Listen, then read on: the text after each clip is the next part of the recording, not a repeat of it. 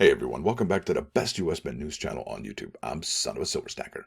Today's date is the 30th of January 2025, and in this video we're talking gold. Something big is going down and you need to know about it. But before that, if you're new here, don't forget to like, share, comment, and subscribe. Trying to get to a bazillion subs. It's a mighty big number, not sure exactly what that number is, but it's got to be ginormous. Also, if you're coming back here, returning, do appreciate it. And we're always live, never edited, and always unscripted. Try that at home. Now over here to moneymetals.com. Look at that gold, 2786.40 up 1480. All-time high for gold. Well, it's 2790 of October. Look at that. We're within $5, a happy meal of a new all-time high. Silver up 17 cents to 31.23. Platinum up 660 to 973.40. Palladium up 1265 to 1014.45. And Dr. Copper up a penny to 430. You're looking at an in-stock American Silver Eagle. It's from 2024 and not 2025. The premium is $6.24 for a quantity of 1 through 39. You'll pay $37.47, and they will buy them back for $32.43. It says larger lots. Well, what is that quantity? Is it 10? Is it 5? Is it 100? Is it 1,000? I don't even know. It makes you wonder. Now let's keep on keeping on. It says here, this is really important. Gold from London to New York. This is from the New York Post 16 hours ago. London faces gold shortage as traders ship to New York City, fearing Trump tariffs. As from the Financial Times 20 hours ago, they were really on top of the story. Gold stockpiling in New York leads to London shortage, and that's the one we're just going to say a few paragraphs of that one. London gold market. This one's Reuters. London gold market queues up to borrow central bank gold after big shipments to the U.S., sources say 9 hours ago. Trump tariff concerns drive gold rush to New York, draining London reserves. Yes. And look at this. This is from, that was from Mint. This is BBC newspaper headlines. Heathrow's third runway and London's gold shortage. Yeah, it's all there, and it's just a few hours ago. So here's the Financial Times article. It's written here by Leslie Hook in London yesterday. Title of the article is Gold Stockpiling in New York Leads to London Shortage. Wait to withdraw bullion from Bank of England rises sharply as fears of Trump tariffs drive shipments to the U.S. This is incredible, folks. A surge in gold shipments to the United States has led to a shortage of bullion in London as traders amass an $82 billion stockpile in New York over fears of Trump administration tariffs. What does this all mean, do you think? The wait to withdraw bullion stored at the Bank of England's vaults has risen from a few days to between 4 and 8 weeks. Wow, according to people familiar with the process as the central bank struggles to keep up with demand. Would you even, a few days you could wait for your gold. 8 weeks? I don't think so. 4 weeks? I don't know. That's incredible. So it went from a few days, which is like 3 or 4 days, to 4 weeks. And 8 weeks. That is something, folks. People can't get their hands on gold because so much has been shipped to New York, and the rest is stuck in the queue, said one industry executive. Liquidity in the London market has been diminished. That is not a good sign, folks. Not a good sign. Let's go here to the next stop. This is JRR Marketing. It's a blog in psychology. It says here, it's written by BoE's Assumption, updated October 18, 2024, just a few months ago now. How the perceived scarcity effect works. 6 real-world examples, and I will leave a link for this article and the Financial Times article. But here's some items that you want to think about here. These are the key takeaways, and they've got them pointed out here. People always want what's in short supply. It's just one of those things. So limiting stock or offering deals with a deadline gets them to buy quicker. Is there something like that going on? Maybe. When people see others buying fast, it triggers FOMO and makes them want in on the action. Making something feel exclusive or rare makes it way more tempting to grab. And like I said, there's a limited quantity available, right? Create time sensitive. It is time sensitive, right? You're going to 4 weeks, 8 weeks. And what's interesting there is, you got to wonder if there are some folks out there and they have gold and they want their gold now, like that lady wanted an Oompa Loompa now. Do you think they'd be paying a little bit extra, maybe a premium to get their hands on it? And do you think the folks over there at the London vault there, do you think they'd be okay with that? Be getting a little bit of extra money to kind of get their, I don't know. But it definitely, we're in new territory here, folks. We are in new territory with gold. And when FOMO happens, oh boy, because check this out.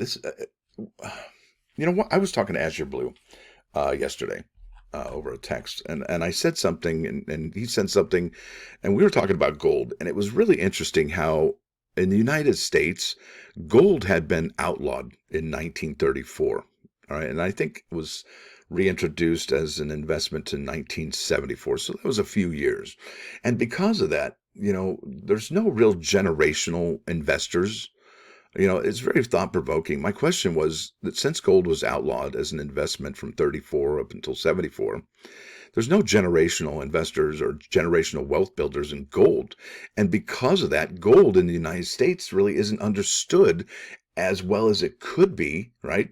As it is in maybe China or India. And that may be the reason why we don't like the. Now, if you've ever seen gold from Asia, it's so amazing.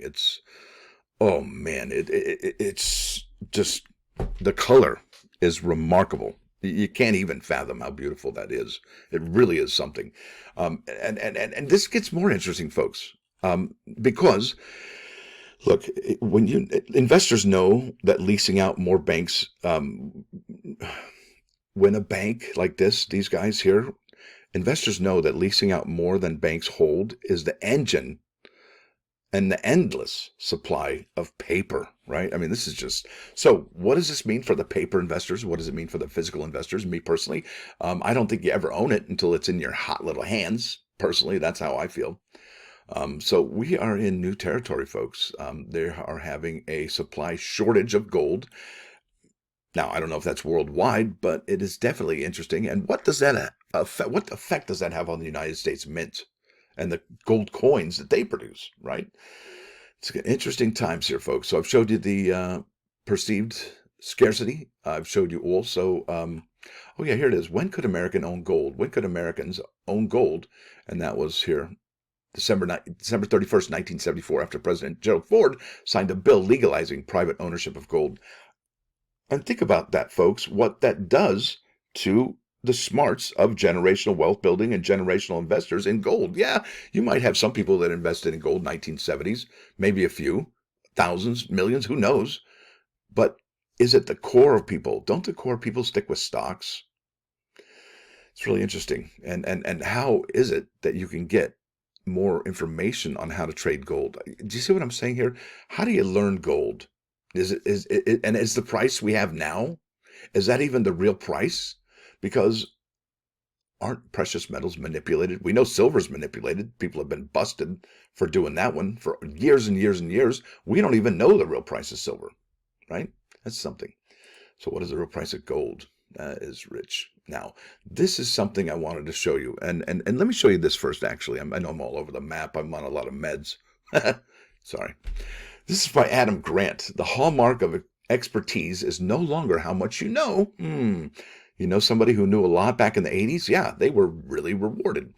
Nowadays, it's how well you synthesize. Oh, what does that mean? Well, information scarcities rewarded knowledge acquisition. So back in the 80s, 90s, there was a lot of information scarcity, and it did reward knowledge acquisition. But nowadays, information abundance, right? We live in the age of information. Information abundance requires pattern recognition. That's huge. And if you didn't just get goosebumps right now, you might want to check your pulse, because it's not enough to collect the facts. The future belongs to those who connect the dots. And there it is, folks. Let's go here to the +1. This is about judgment. Judge everyone charitably and give everyone the benefit of the doubt, because, well, if you don't, what kind of place you want to live in, right? So it says you believe something good about someone rather than something bad. Yeah, give them the benefit of the doubt. Now let's go here to 395 99.9 KOIN Coin News Radio. This is Asia. The heat of the moment. Yeah. Watch out for that heat.